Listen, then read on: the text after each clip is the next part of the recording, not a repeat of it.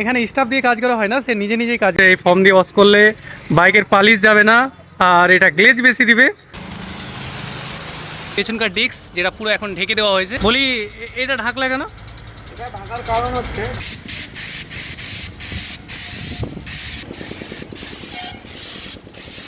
দামি দামি কোম্পানি কাপড় আছে, কিন্তু এই লুঙ্গির নিচ সব।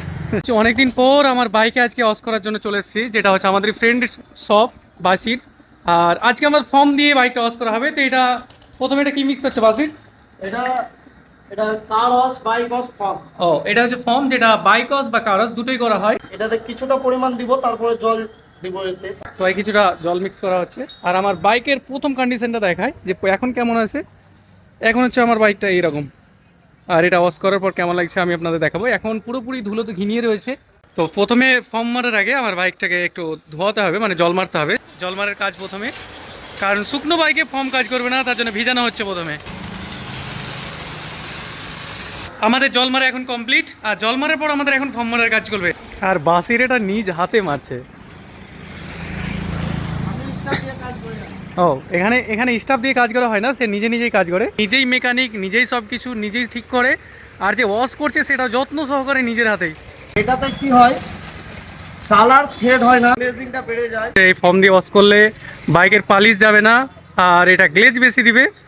ভাই দেখতে কত সুন্দর লাগছে দেখেন। ফর্ম মারা হয়ে গেছে, এটা এবার একটু পরিষ্কার করে নিতে হবে, সেটাই কাজ চলছে আমাদের এখন। ফর্ম মারা হয়েছিল, সেটাতে পরিষ্কার করা কমপ্লিট। এখন এটা সাদা জল মেরে এটাকে ধুয়ে ফেলা হবে। এখন আবার সেটাকে জল দিয়ে আবার ধোয়ানো হচ্ছে। তারপর এখন যেটা লুক বেরিয়েছে ফর্ম দিয়ে ওয়াশ করার পর, এখন হচ্ছে এরকম দেখেন, পালিশটা দেখেন কতটা সুন্দর রয়েছে। এটা ভাই এখনও এতে পালিশ মারা হয়নি, জাস্ট ওয়াশ করা হয়েছে, জল মারা হয়েছে, তারপরে এরপর আরেকবার পালিশ চাপবে। এতে পালিশ মারার আগে এর যে গায়ে জল লেগে আছে এটা একটু ঝরে যাক, জলটা শুকনোর পর সেটা পালিশ মারা হবে। তো এতক্ষণ থেকে যে আমাদের বাইকটা শুকোতে দিয়েছিলাম, তো এখন হাওয়া মারার কাজ চলছে, কারণ এটাতে যদি কোনো জায়গায় জল জমে থাকে তো সেটা বেরিয়ে যাবে। এই সুইচে যেমন এর ভেতরে যেমন জল ধরে থাকে এই ফুটো ফুটো জায়গাগুলোতে, তো হাওয়া মারলে সেই জলগুলো বেরিয়ে যায়। মোবিল পালিশ হবে, সেই পালিশটা পড়ছে এখানে। এটাতে কি কি মিক্স হচ্ছে বাসে? এটা আছে অল্প পরিমাণ মোবিল, অল্প পরিমাণ মোবিল, তার উপরে আছে একটু ডিজেল, তার উপরে আছে একটা পালিশ। আমাদের মিক্সের কাজ কমপ্লিট। পালিশ করার আগে ভাই ডিস্কে যেন সেই পালিশটা না চলে যায়, সেই জন্য ডিস্কগুলোকে ঢেকে দেওয়া হবে। আর যে জায়গায় জল ধরে আছে জল ধরাগুলো একটু করে মুছতে হবে। পেছনকার ডিস্ক যেটা পুরো এখন ঢেকে দেওয়া হয়েছে, বলি এটা ঢাকলে কেন? এটা ঢাকার কারণ হচ্ছে যে আমাদের পালিশটা আছে, পালিশটা একটু পিছলে টাইপের। ও, এবার ডিসে পড়ে গেল না, ডিসটা একটু কাজ কম করে। যেটা কেউ ঢাকে না, অনেক কেউ ঢাকে না, অনেক কেউ ঢাকে। এটা আমিও ঢেকে কাজ করি, যেহেতু ব্রেকিংটা যাতে ঠিক থাকে আর যাতে কোনো অসুবিধা না হয়। কাস্টমারের ক্ষতি করে তো আমাদের লাভ হবে না। এটাতে পলিশ চলছে এখন।